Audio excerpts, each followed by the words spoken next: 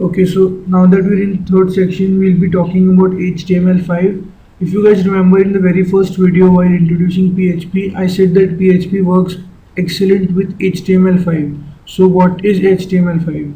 That is what we'll be looking at in this video, or rather in this section, right? So HTML5 stands for Hypertext Markup Language, which is the language used to write web pages, and PHP is used to make them more interactive.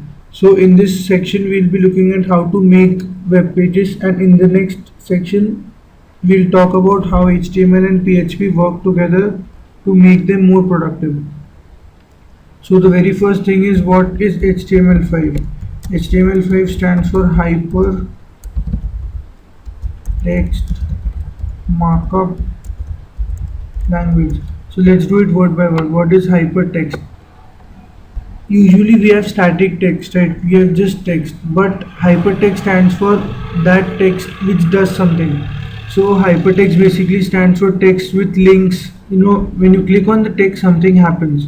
So that is what hypertext stands for. Then we have something called as markup.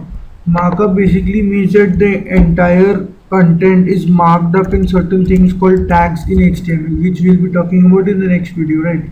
So for example, this is a tag in HTML, and language is obviously a language. So that is what it stands for, Hypertext Markup Language. And the latest version of HTML is HTML5, which is way more productive than HTML4 and the previous version. So instead of discussing the previous ones, we'll be talking about all the latest stuff. So yeah, that was all about HTML5 as an intro, and from the next video we'll be taking a look at how to create web pages in HTML5.